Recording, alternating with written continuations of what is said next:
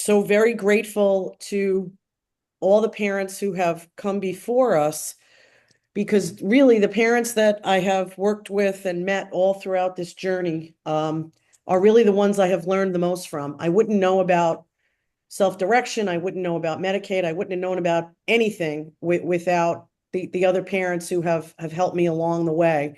And a big reason I do what I do is as because I'm grateful, and I hope to pay that forward. And that happens all the time with meeting all of you good folks. Um, I learned a long time ago, and one of the main reasons I started SNAC was I realized early on there really wasn't going to be anybody to help us um, for my family and our family's needs in particular, because Joe's needs are kind of so great. Nobody was really stepping up to invite Joe to much. So we kind of built a world, and it's a world that a lot of people need. So very grateful to be here some 30 years later on this journey, and still be in it. There's so much going on right now, and there's so much conversation about, there's so many things that don't seem to be going right. We've got the CDPAP situation for those of you who are involved in self-direction. Usually that's a component of your home care piece for our guys. Self-direction, we're getting denied, a bit here, left and right. Medicaid in general, it's been difficult to get approved. It's been difficult to get in. It's been difficult to keep it going. And then everybody keeps scaring us about what's going to happen now. But, I'm in this a long time, and Joe was on Medicaid early on because he was a care at home beneficiary, which was put him on Medicaid as a youngster because he had some medical conditions. So with all the stuff that everybody does to try and scare us, we're still in it. We've never really actually lost anything. And I think it's because of all the advocacy and all the work we've done with groups like this and other groups that I've been in. So that's really what my job here today is to just, yeah, we got to fight. Yeah, we've been fighting a long time. Yeah, things can go wrong if we don't do that, but we have been successful. So I think that's something that I'm hoping to impart upon all of you. I wish that every kid's life who's as involved as Joe's is like his week. He's got a full week. He takes classes. He's got a job for a couple of hours. He's living in his own place. We don't have it fully staffed, but it's pretty staffed. And I'll tell you, I never thought that I would see the day that my boy, who was having hundreds of seizures a day at 18 months old, would ever be making his own bowl of cereal, living with a bunch of guys, and can't wait to get rid of me. So there is a lot of hope here, even though there's so many things that don't seem to be going our way. We got to make them go our way. We've got to just band together, rally together. And this group of people, I know a lot of you guys that are on this, but, especially this core group from the coalition, we have been doing this a long time. And we carry each other. We all go up, we all go down, but it's because of us that we all keep having things going forward. And when we started this coalition, these classes, I'd hate to tell you, I think the community class issue was really in jeopardy. And I'd like to think, and I feel that we've made a big contribution in keeping us all going here. It may not be exactly where we want it to be, but it's in a hell of a lot better shape than it would have been had we not organized and not gotten our acts together and fought the way we have. So we can't do that without all of you. So it's incumbent upon each of us to get involved, and just by being here today and showing up to these meetings, not all of us have to understand policy. Not all of us have to go to Albany, but we sure all have to go to our local reps. And we all have to make sure that we're telling our story. Last week I went to a conference in Chicago, hosted by Together for Choice. I don't know if you all know who they are. They're the folks that have really been behind rescinding the settings rule, which is something we all come up against in terms of, sometimes the pendulum has swung a little bit too much for our guys being in the community. So that was one of the topics. But one of the things I learned is that we are being heard.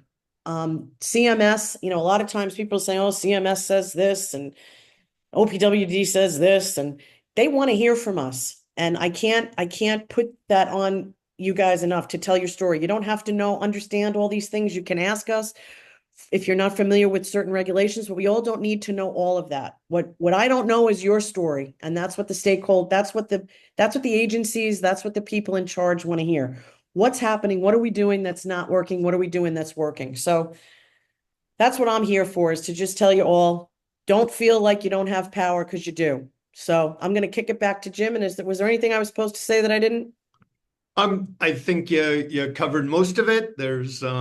We're making progress, we're being heard, and CMS is inviting us to converse with them. We don't know what will come of all this, but we're talking to everyone who we can talk to. So I'm gonna have the floor for about 5 minutes, and my job is to tell you about some of the progress that we've been making on the judicial front and um, some of the things that are to come. So after that, you'll be hearing from other advocates you'll be hearing from Chris Palega about what's going on with family support services. You'll be hearing from Molly about the progress that she's been making. And then we're going to turn over to Heather and hopefully Steve to talk to you about the approach you can take at the strategic forums that are coming up. But I just you're going to see a couple of versions of this slide today. I want to start out just with laying out the overall landscape, right? We all learned in civics class, there's three branches of government: executive, legislative, and judicial. When we encounter that government, we're encountering OPWDD, which is part of the executive branch. And our approach as an advocacy community is to discuss with them, converse with them, try and bring their attention to problems and work with them to solve those problems. When we can't get satisfaction there, or when they don't simply have the power, we turn to the legislature and we lobby with the legislature. We ask them to change the rules, change the policies, change the budget. We ask them to pass laws, increase funding. And sometimes it happens that we have to, as a community, resort to the judicial branch when there's a difference of opinion about what the policies are, about what the policies mean, when there's a perception on our part that they're violating the rules and they disagree. That's why we have a judicial branch, is so that we can appeal to them and get a decision by an objective party about which party is right and which party is wrong. So I've been advocating, my son turns 30 next year, so about 30 years, but really active for over a decade. And for the first many years, we were limiting ourselves, or I was limiting myself, and a lot of the people around me were limiting ourselves to simply talking with OPWDD. But it's important to have the full set of approaches available to us. So we've been going with that full approach. The coalition itself doesn't go to the court, but we support people, we assist people who are doing that. One of the things that has happened in the last 6 months is that the Independent Developmental Disability Ombuds program has started. And that was a result of advocates going to the legislature and saying, we need to change the rules. People don't have the assistance they need from professionals to preserve their rights. So the IDDO now exists, and we'll put into the chat the information about how to contact them if you're not aware of that. And they've been helping people prepare for fair hearings. And we've had some definite wins. We've also had parent volunteers, parent lawyer volunteers taking things to the judiciary. And as a result of all that, one thing that we have that we didn't have a few months ago is we have it now established by the Office of Temporary Disability Assistance. They have declared that we have a right to a fair hearing. We have a right to due process when IDGS classes are denied. They've written that out. They've sent that as a letter to OPWDD, and we're looking forward to OPWDD now actually implementing that policy so that we have due process. And that's something that they've been arguing with us about whether or not there is due process. It's now been established by an independent review that, yes, we were right. We have due process. So now they need to take action. If they don't take action, then there will be people who will go to the judiciary and end up with a court order saying, thou shalt. Now, due process is great. That's not the end of our advocacy. We continue to talk to OPWDD about the changes in practice that started 2.5 years ago. Way back in 2018, through conversation with OPWDD, we got a reform of the community class criteria. And things were pretty great from 2018 till the end of 2022, because the policies allowed just a flowering of services out there in the community. And self-direction grew during those years, from about 5,000 people to now today, it's over 30,000, approaching 40,000.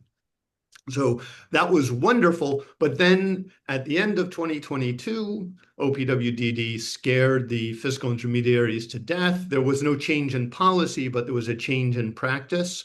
So far, every judge that has looked at that change in practice has said that it's invalid, has said that if the person who is organizing the class declares and swears that it is open to the public and there's no contrary evidence, then it's open to the public. You don't have to have attendance by people without developmental disabilities, because the person with developmental disabilities doesn't control who attends. They control, they control who it's open to. So we've had good progress there. We continue to have conversations with OPWDD. We have started expanding. We formed around community classes, but we've known all along that community classes are not a full life. A full life is community classes, employment for those who are capable of it, and housing for everybody who wants housing. So we're moving forward on those avenues as well. We were invited, along with a representative of the Ohio Providers Association, to a meeting of the Employment First Subcommittee of MISC. And we gave a little presentation there about what's going on, what went on in Ohio that turned the aspiration for Employment First into a reality.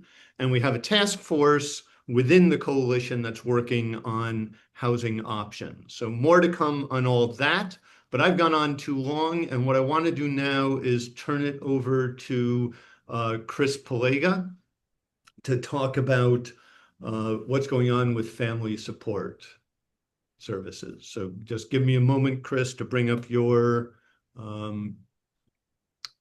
PowerPoint. But in the meantime, if you want to set the stage, that'd be great. Sure. Thanks, everyone. I'm Chris Palega. My 27-year-old daughter, Catherine, lives with us at home. I'm sure she will for as long as we care for her. Self-direction has really given us the flexibility that she needs in order for us to be able to individualize the supports that are going to drive her success. We're really grateful for the program, and we're really excited to try to move that process forward. I'm going to start by thanking Jackie for your message of hope at the top here. It was just really important for the community to hear that and really appreciate that. And I also want to say how grateful I am to the coalition for your embrace of family support services. And I'm really, really looking forward to trying to drive that agenda home. I'll just get started. You know, family support services began in 1984 as a small pilot project. The hope was to assist 200 families who were supporting their loved ones with developmental disabilities at home. The program was so successful that almost immediately it was established by law. It's Mental Hygiene Law, Section 4143. Several years later, it was followed up and strengthened through Chapter 552 of the laws of 1992. And sorry to get wonky on you guys right from the top, but these two one-pagers should be required reading for anyone who wants to understand the purpose and function of family support services. They were written by the state of New York, but I got to tell you, I don't think I could have done a better job myself.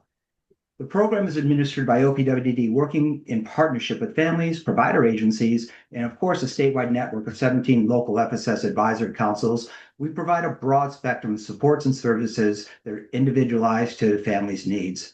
FSS programs are intended to achieve several statutory goals, including maintaining family unity and preventing premature or inappropriate out-of-home placements. Next one, please, John. Family support service is critically important to reducing the substantial physical, emotional, and financial stress that's associated with caring for a family member with IDD at home. When we can do this to strengthen families, we reduce the demand for a paid DSP workforce. We reduce the demand for more expensive, more restrictive out-of-home placements. We greatly reduce costs, so we improve the value of outcomes, and we drive sustainability. How does FSS do this so effectively? Well, fortunately, FSS is funded with state-only dollars. This allows us the flexibility and choice for FSS to be able to break down barriers to service access, to provide the individually targeted supports and flexibility necessary to improve outcomes, and of course, as FSS is wholly intended to support the whole family. Thanks. Next, please. Unfortunately, disinvestment in the family support services over the past several years have limited our ability to achieve these goals. The process that FSS uses for replacing programs that have ended, closed, or downsized is what we refer to as the RFP process. Because this process has been on hold, no new programs have been created since 2019. So as programs have closed, have ended, have downsized, and those dollars aren't replaced, this has caused millions of dollars, if not tens of millions of dollars in disinvestment in family support services. The other policy I want to mention briefly is something that you may be familiar with, or you may be painfully familiar with. It's the Family Reimbursement ADM that was issued July 1st in 2022. This policy has created substantial barriers to access, including the revocation of eligibility for most of you who are self-directing, the revocation of eligibility from families who provide in-home CDPAP services. These are some of our most challenged families, and they're denying this reimbursement even though CDPAP is a DOH funded through different channels. This policy created a very restrictive, non-allowable list that is denying critical supports for families. These policies and the heavy administration burden that came with it have caused family reimbursement programs across the state to close early before their contracts ended. This has been part of what has led to some severe program underutilization. And of course, all of this accelerates disinvestment. Next one, please, Jim. We'll have a quick look at FSS by the numbers. The first thing I want you to look at here is the FSS contract allocations, or what we're calling OPWDD's intended investment.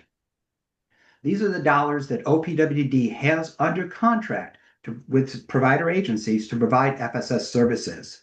So back in 2019, when the RFP process deactivated, OPWDD actually had to survey provider agencies to obtain basic program data on FSS.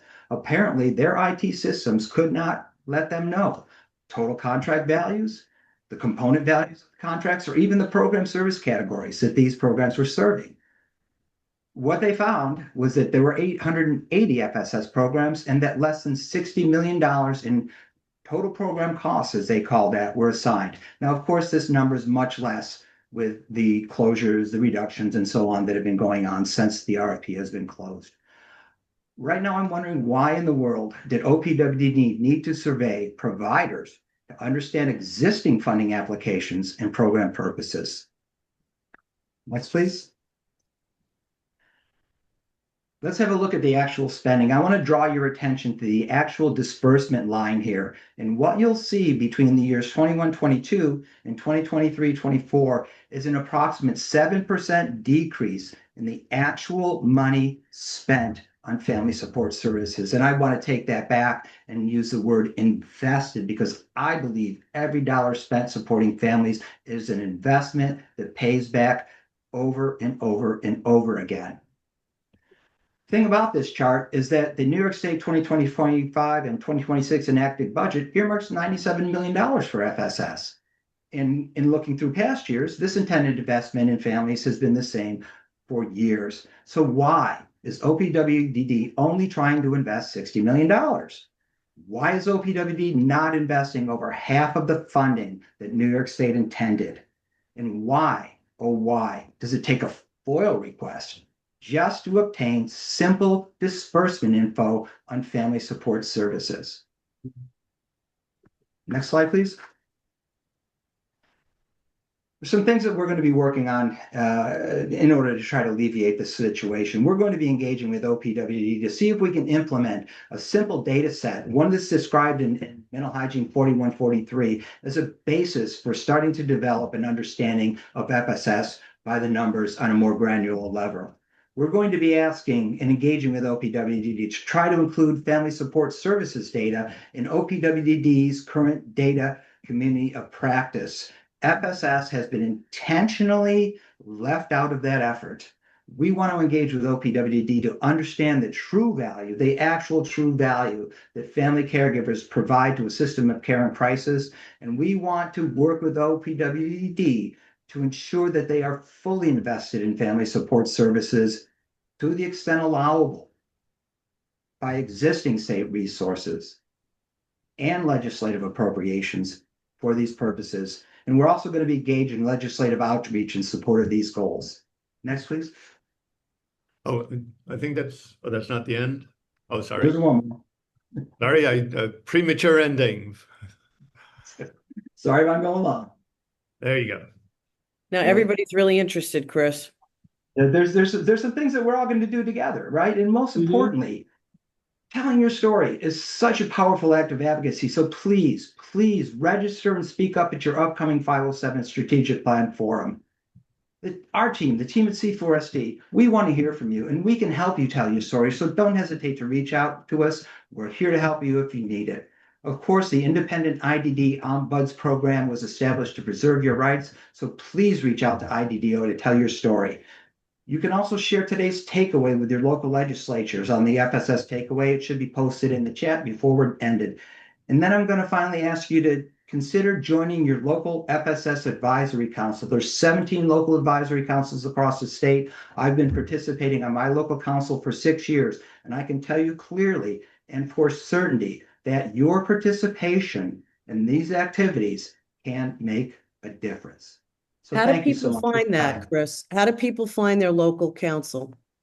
So you can reach out to the DDRO in your local area, and they will put you in charge with the chair for their local advisory council, and they can talk to you and provide. We have a lot of collateral to help you understand what your participation in the advisory council is all about, what the expectations are, what you can expect to do from that, and what you can expect to accomplish and to drive. And like everything, if you can't get your DDRO, come back to us and we'll help you find it. Come back to us, yeah. I mean, reach out, just send us an email. We all know that story. I work on the collateral with some partners on the committee. So reach out to me or reach out to us. We'd be happy to share it out to you as well. We really want to build the advisory councils. It's such an important activity, and I think really important for the future of family support services. So thank you very much, Coalition guys. Thank you so much. Yeah, and I'm going to make a personal confession, which is I didn't realize the role that FSS does play and can play in the system until the last couple of days. I mean, we're constantly searching for flexibility in the system. And FSS is, not to get too technical, but it's state dollars. So the feds don't have anything to say really about how New York State spends this. And the legislature said over 40 years ago now, this is money that is meant to support the family who has the individual still living at home, and for the benefit of the family and for the individual. So it's this, we have 50 million of unspent flexibility sitting there. And I'm really hoping that as we bring this to the attention of OPWDD, of legislators, that we can see really some changes very quickly here. There's questions about FSS and SD. I'm going to defer those to the end of the meeting, though, because we've got lots more material to go through. When we can, we talk to OPW. When we can get satisfaction through the legislature or the courts, we do that. When we can't do any of those things, we just do stuff. And I'm going to turn it over to Molly to talk about some of the stuff that she's just doing. We're not waiting for the cavalry. We are the cavalry. And here's Molly. Hi, I'm Molly. I am the mom of an almost 17-year-old daughter on the spectrum. She is a non-speaker. She uses a letterboard, S2C spelling to communicate, which has been awesome. And I'm also the co-founder of Invictus Bakery, which is a nonprofit bakery in Brooklyn, storefront, and it's baking classes. And we have a separate hiring initiative where we're getting our bakers trained and paid, including our minimal and our non-speakers. So our quick update is that we just launched a second bakery location. And I believe that we were able to launch due to the advocacy of this group, this self-direction group. Because we've been, able to push back on the unlawful class denials that many of you are probably seeing and experiencing. So with the guidance from this group and then the litigators, most importantly, the pro bono litigators, God bless the litigators, we are now in the position where we open the second bakery location in Staten Island.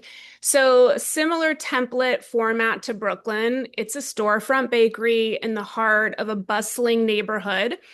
So anyone from the neighborhood and beyond can take our classes. Our classes are open to anyone. But this one has a different focus, different focus on it's speller led. So it's the opportunity for the spellers to be reframed as entrepreneurs and to be trained in all things front of house and baking. So the spellers, just the group broadly, are the minimal or the non-speakers who use a letterboard to communicate. And there's a growing spelling community here on Staten Island already. So that's why it's been the opportunity to work together, to partner, and to address real gaps in programming for these folks. So this is why we feel so strongly, one of the reasons we feel so strongly about working to preserve these budgets, because we believe that these self-direction budgets allow for creation and for innovations and for us, the families. We know the real gaps in the program. So, having programs that we can create that are integrated and inclusive and that folks can hopefully, again, thanks to litigators and to pushing back, folks can hopefully access these classes. So with the Speller Bakery especially, we have a lot of families that, report to us that they're 22 and over bakers who are home. They're home. They're isolated. They're lacking opportunities for inclusion, for productivity. Tends to be sometimes that the non-speaking profile, there's a bit of dysregulation sometimes with that profile. So in my daughter's case, for example, we have been disinvited, let's just say, from lots of opportunities, lots of certified settings included. So this is really the last opportunity for a lot of folks. And when we have the opportunity to innovate, we have been having success. So we're excited for the launch. We're excited for the opportunities and to see where it will all go. It happens to coincide with a really exciting time around recent legislation for the spellers. So we just passed the Communication Bill of Rights. It unanimously passed in the New York State Senate. And this bill, the Communication Bill of Rights, enshrines the right for people with a disability to choose their own preferred choice of communication. So this is an example sort of what Jackie spoke to earlier about the community coming together, as in a lot of components of our disability community. We may not always be aligned philosophically. We might be, have different beliefs about certain things. So in the spelling community, this is also true. Different beliefs about different types of, modalities of communication and what works best. But this is an example of everyone coming together under this umbrella and getting a unanimous passing. So next up is the Senate. So we will continue on in a unified way. So thank you for this opportunity. And, please reach out if you're interested in the bakery or the legislation, or also in creating something of your own, something that you identify as a gap in your child's life and programs. And we can, hopefully help give some guidance of what we have learned about how self-direction can work to fill those gaps. Yeah, no, thank you so much, Molly. It's we talk to government, we work with government, and when needed, we just do things. So we're going to hear from a couple more doers today, I think. Let's start with Heather, we're shifting over now to really talking about the strategic forum, but at the strategic forums, you're going to want to, we hope, talk about family support services, talk about the obstacles that people are encountering when they try and get services, and talk about your own family experience. So over to you, Heather. Thank you. My family lives in a suburb right outside of Rochester, New York, and all four of the kids have different support needs. My daughter, Devin, she has 24/7 needs. So I go by the mindset that if we can create something that works for Devin, who has complex needs, then everybody else is also taken care of. So when I approach a problem, that's usually the way I'm approaching it from that lens. I agree that the coalition for me has been a place that feels very safe. It's also empowering. Each of us that are speaking right now, we didn't start off being able to move mountains, right? Like that was an acquired skill, something that we had to do out of necessity. So if you're discouraged right now with the current state of things, if you're thinking like, why bother? Why show up to one of these OPWDD strategic forums? I get it. Like with Medicaid funding, and we don't know what's going to be happening with that. Nothing's set in stone. We have all these variables, and it can make us just like want to crawl in bed and hide under the covers. But at some point, we have to act. It's like that boiling pot of water with the frogs. They don't realize the water's getting hot, and maybe, they got to jump out, right? You got to change your circumstance. So we might not have a shot clock running, but we can see the writing on the wall. When you look at what's happening to home care in New York State, CDPAP supports over 300,000 people with disabilities.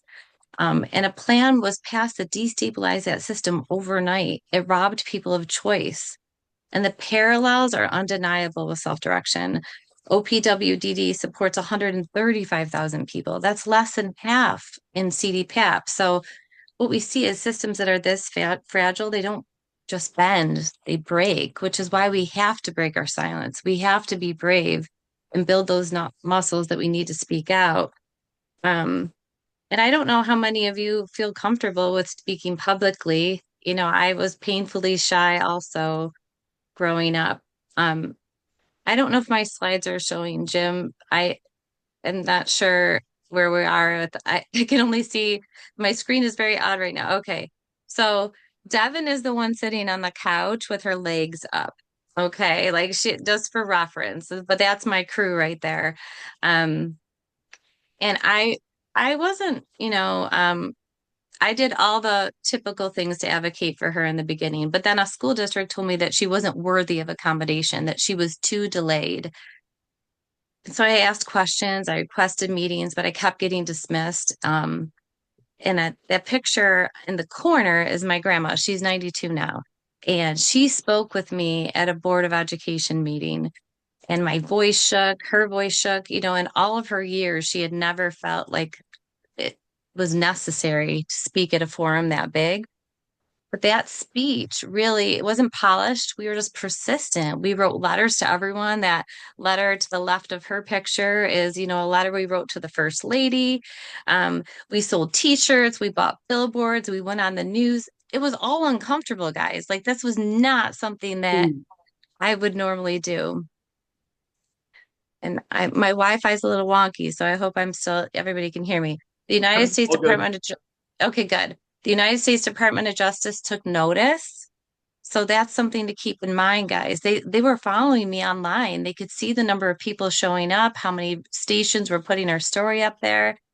And what started out as one family fighting a school district became a national case. We were in federal court. And with the DOJ support, we helped set a legal precedent for the whole country. So it's uncomfortable, it's hard, but let it be your fuel. If someone as shy as I was can do this, you can too. So next slide. My podcast partner is here with me today. I don't know, Steve, if I know you're in the room. This is our phrase that we always talk about, stop preaching to the choir, don't avoid the elephant in the room, invite it to dinner. Because, it is always easier to talk to the people who agree with you. But if you really think about it, change happens when you acknowledge the elephant in the room, when you sit down with the elephant in the room, right? Because sitting across the table from people who disagree with us and staying open to finding a way forward, that's how we get things done. So I want to tell you one example of someone who's from Rochester as well. She's a mom, and she went to a OPWDD Strategic Forum last year. We sat together. Veronica's son should have qualified for OPWDD services, but he couldn't get through the front door. So once she finally got him deemed eligible, she began helping other families who were struggling. We're at the forum, and OPWDD is telling us how great this whole process is going, but she knew better and she was prepared. And I guess that's one thing. You don't have to have the best speech. You don't have to have a million details. But Veronica had FOIL requested the number of people who had been denied access to OPW in the last year. And she printed it. And it was a stack of papers like this. And that visual to hold it up, it was so powerful. She wasn't saying you're lying. Look at how many people you didn't let through the front door. She just let that stack of papers speak for her. She respectfully delivered the truth, right? And that story was the story of so many in the room. And I think it sparked something. It was memorable. An ER doctor also stood up at the same strategic forum. And he said, I've never seen your discharge task force that you're talking about that helps kids get out of the hospital. He said parents were surrendering their children in Rochester in the emergency rooms because they had no supports at home. And he shared that some of these kids had been in the hospital for weeks or months, and his staff was calling OPW and no one was calling him back. These stories could feel like attacks. The way they were framed helped OPWDD and legislators just really understand the impact. So if you have an idea, a solution, or you just want to detail out a problem, these strategic forums are the place to do it, okay? And I encourage you, whatever you share with OPW, you also share with the Disability Committee, that's made up of senators and assembly members and your local legislators. Keep it going, right? So let me see. I will move on. Yes, thank you. So not everyone's going to foil things or go on the news or team up with the Department of Justice, right? But we can all commit to doing something. So when you look at these three squares, like where do you fit right now? You could just show up at the forum, cheer somebody on. You could send an email, write a comment. But right now, we're hoping that you'll consider speaking for your 3 minutes. Claim those 3 minutes. Your story needs to be heard just as much as Veronica's story, just as much as that ER's doctors. Um, and those things make a difference. And when I say that, it just doesn't mean that you made somebody feel something in that moment. There's actually legislation right now that is targeted at getting kids out of hospitals, not letting them board there. And I'm not saying it was Veronica and the ER doctor, but as patterns emerge and OPW is going across the state and they keep hearing the same issues over and over again, it just really gets hard to deny. Next slide, please. This is a picture of me speaking at the forum. I encourage you to have someone take a picture of you when you're presenting. You could have the picture and you could post your speech. You could have someone record it and post it also. Why? Because you want to leverage it. You want to maximize it. You want more people to see it than who were just in the room. So while this is a picture of me, I'm going to tell you a short story about Alexandra. And if you could highlight Steve at the same time, Jim, that would be helpful. Steve is a family advocate that lives in Utica, and he had reached out to our new commissioner, Willow Bear, and had talked to her about how parents really wanted real conversations, that these forums were great, because you got that chance to tell them something that was happening to you. But people wanted back and forth. Just so you guys know, if you sign up for those 3 minutes and you hold up that microphone and you talk, no one's going to answer you. You're going to say your piece and sit down, and then the next person gets the microphone. And that's kind of unsettling. It's a little difficult. So Steve had this idea, come to Utica, talk to some families. And Willow said yes. And she showed up. And so while Steve was trying to pick 8 different families who had 8 different things going on so she could get a real flavor for, some of the things that families face, he met Alexandra. He had put a post on Facebook and she ended up being on our podcast just last week. We recorded. She's an amazing woman, but she had never advocated like that in that kind of platform before. She drove how long, Steve? How many hours did she drive to get to this? Half hours each way. Yeah, 3.5 hours. So this woman just took this leap of faith. She heard what Steve said. She knew what Willow's promise was, and she took the time, she drove out there, and she told Willow that her 10-year-old twins who have autism can't stay at home safely. And right now they're at the Center for Discovery. They're 10 years old. She said, I want to bring my boys home. These are some of the ways that you could help me so I could bring my boys home. Now, Willow didn't have to be stoic like she will at the forum, you guys. She could cry. She could reach out. She could tell them, Mom, I want to work on this with you. So I think that's one of the things to keep in your mind, that to take every moment, but every moment won't lead to, success, right? Like it's the momentum. It's like building on each other. So take the chance when it's there, take the shot. Don't expect, I spoke for 3 minutes. There should be a law written and everything's going to get fixed. I want Steve to just share a little bit about just doing it, right? Like how, we were saying how sometimes you take the long path and you try to get the rule changed. And sometimes you just say, my kid needs this, and you do it. That's what Jackie did. That's what Molly did. What are you guys doing in Utica? Yeah. Well, look, I want to go back to what Jackie said. Jackie gave an inspiring startup part about hope. Look, we're all in this. I don't know how else to put it. It's not going to go away. Jim mentioned the Calvary's. I'm a firm believer that the Calvary is not a state agency. It's not everybody else. It's us.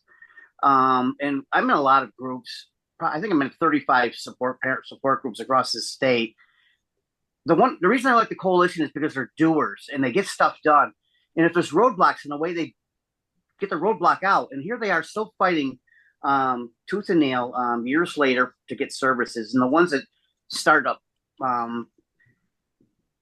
takes on their what's going to help their children, like Jackie and Molly. And kudos to you guys, because that's the reason I joined you guys, is because I'm like that too, because I know the Calvary isn't going to be anybody else but us as families and everybody here.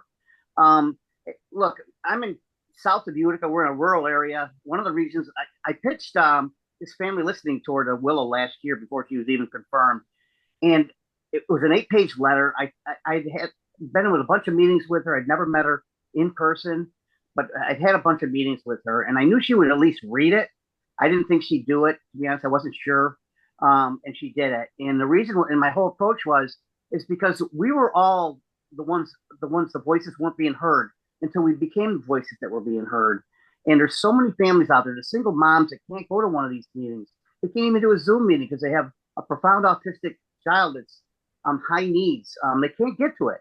And I wanted Willow to understand that you're missing half the population probably in the disability world, because you're hearing stories from the provider's viewpoint. You're hearing stories from stuff that you might hear on the OPWDD, but you're not hearing the real, and you're not seeing real. And I asked her to come to my house and to be the first one in the state, and we wound up being that. It was last Tuesday. What was so cool about it, she assigned 2 or 3 OPWDD strategic planning team members to me. I met every week with them by Zoom since February about going forward across the state, the strategy about doing this. How important I wanted it was, I wanted to make sure the media was there, no politicians and no providers, because I wanted you guys as family members to be there. And I could have had 100, 200 people in that room. We chose 8 families. Some of them I didn't even meet. Alexandra I had never even met her until online. We're going back. I saw she had a riveting story. I thought it needed to get heard. Angle. And again, she didn't have a voice. She couldn't get to a strategic planning forum. She did come here. She last minute thing. She drove all that way with her husband. And she heard and Willow heard real. Willow heard genuine. And she teared up multiple times. And every single family that told me afterwards, they'd never been heard. They'd never been seen, and never thought that anybody cared. Look, we've all been there with all that kind of stuff. I think the difference in this particular story is these families now feel empowered. I believe they will go to these strategic forums now from now on, and because we've inspired them, we've empowered them to speak up in other stories. And this, I went to the Syracuse forum, and I went early. I talked to all 3 people of the strategic. I had the opportunity. The 3 strategic planning committee came in with Willow to the listening tour. They never even talked. They took notes. Willow took notes, and I took notes. I recused myself because Willow knows my story. I wanted the other families to be heard. But anyways, in Syracuse, I talked to them ahead. I would suggest if any of you guys are going to any of these forums coming up, try to go a little early to see if you can meet with these strategic planning committee members are there early. Willow usually at the last part of it coming in, but they will be there to talk to, and they're the ones planning our futures for our kids. With the next model, I think it's 2027. I would suggest you do that if you want it, and to even make it more out of the box. If anybody wants to get a hold of Jim or Heather, I'll give you the names of the emails of these people. I would suggest maybe even emailing them and ask if you can get a few minutes before the forum. It puts you outside the box of everybody else. It puts you into doing things a little differently. And that's how I kind of work. It's how I get heard, is all this behind the scenes stuff I do. And I do it for a reason, because I want these stories heard. And everybody that talked today, great stuff. But I'm a firm believer that until our stories are heard, and really truly heard on this level, then we become what they kind of want us to be, and that's put us in a box, and then they can just say no, no, no, no. I think our job as parents, we've got to overcome those no's no matter what. Absolutely, with and or without them. Agreed. Yeah, agreed. What's so one of the interesting things that's so many of the questions, and so we're all from all over the place. Everybody's saying the same thing. I have a kid. I'm using self-direction. I use CDPAP. How can I use FSS? I'm trying to get them to live on their own. So do you have, like, we've been trying to put a template together. We've put a template together for how to fight back about the class denials. We need to do this too, because we're all doing the same thing, but how do we do it better? And I can't believe how many people are saying, I can staff half the week, we can't do weekends, and we can't. So there's such common themes that are problems that are, something that we need to work on. But I think there were some other questions in here that we could just bang out pretty quickly and answer, because we're a little bit Yeah. out of time. Yeah, Yeah. and I just want to throw in there real quick, guys, that the slides will give you lots of examples how to structure your public comment, what you can do afterwards. So just look at that, reach out to us if you have questions, because everybody's going to do it their own way. Well, here's a specific question. I'm going to a session in a couple of weeks. How do they pick the speakers, and should I arrive early to get an earlier spot to speak for my 3 minutes? So does anybody have any? As part of the registration process, you can ask to speak. So even if you've already registered to attend, go ahead and re-register and say you want to be a speaker. They also typically, this year will probably be different since we're urging everybody to speak. They also typically have open slots. So when you show up that day, there's a paper list and you can say, add me to the paper list. Steve, that's how you spoke at yours. I know you were one of the last minute speakers. So And you can print out what you want to say and hand it to them. That's the other thing. Like you can submit written testimony, but you don't have to squeeze everything into 3 minutes. I don't know how they order the speakers. I don't know if anybody knows. It's fairly random. yeah, Mhm. I think they did it in Syracuse based on how early you registered and went from there. But just to follow up on what Heather said, writing a script is your best friend. If you're anxious, if you're worried, if you're anywhere from completely terrified through heart pounding to just kind of a little bit, writing a script is a perfect way for you to not have to take on any of that. Just stand there, read it. It might not sound completely natural. Don't worry about it. It's most important to get your message out, get your truth out, and let them know what you're thinking and feeling for sure. yeah. Generally, they call you by name. They're asking, how do you know? They don't post a board beforehand, as far as I know. No. Usually And they they, can run out of time too. So right, which they try to do. So, and another good strategy is to bring a picture of Mhm. the person you're there supporting. That always kind of brings the message home. Okay, so my apologies. We ran over with the material. We actually probably have another half hour of material to present to you, but let's open it up for questions. I know Chris has been busy typing responses in the chat, but one question that's come up repeatedly, Chris, is how do self-direction and FSS interact? How are they the same? How are they different? If you want to talk to that briefly, and meanwhile, if somebody wants to raise their hand and ask a question, we're only going to have time for one or two. We're going to end promptly at one. Yeah, sure. I'll give that a shot. I think the first thing that you want to understand is the difference between FSS as a program and the difference between self-direction as a program, right? Self-direction is designed to support an individual with developmental disabilities and help them make progress in their life. FSS is specifically designed to help families who are supporting developmentally disabled loved ones. So it's really designed to try to mitigate the impact that supporting a developmentally disabled loved one has on your ability as a family to remain intact and fully functional. We all know how important that is, right?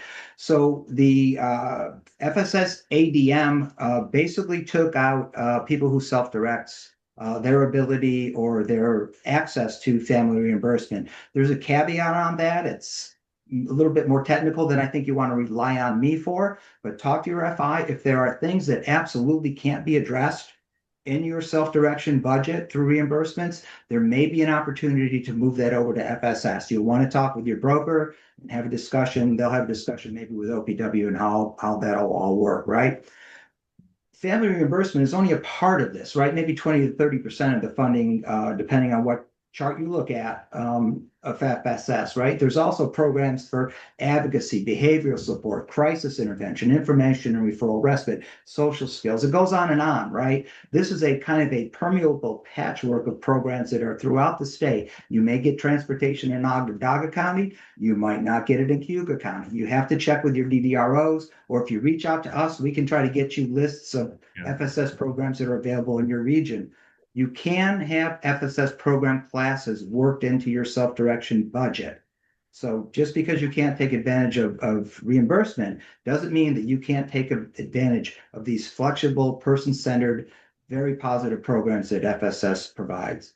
Yeah, and we're going to put together some sort of white paper about using FSS. We're all parent volunteers, so that's one reason that will lean on that excuse. That's why we're not quite hitting the mark on getting all the material out, but I'll see if there's one bold person who wants to ask a question. We'll have time Can I just speak for to a Ellen, short put a question up?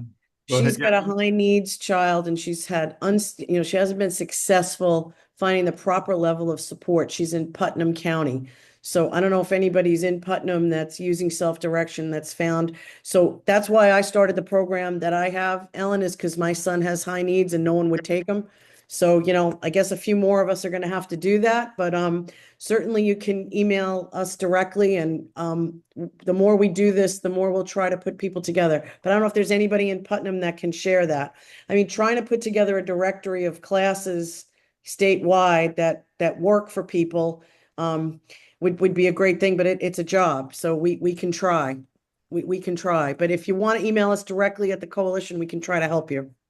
And I can't see anybody's hands raised. Can you, Jim? No, nobody is, and we are actually out of time. Just one more thing. Someone said they were approached by the news in Buffalo. So I'm just saying, if somebody's approached by the news, they want to talk about OPWDD and the frustration, what would the message be? People are trying to think it out. Judy Darsky, she just put it in there again. So, I mean, what we've tried to do, somebody said something about communication. We try and talk about transparency. We try to talk about parents' frustration with getting through the front door that we sometimes close the closed door. Those are general OPWDD type levels of frustration. I know there's a big issue with children and waivers and there being an issue. So there's lots of different things, Judy. You can reach out to us and we can help you with some of the things we've put together.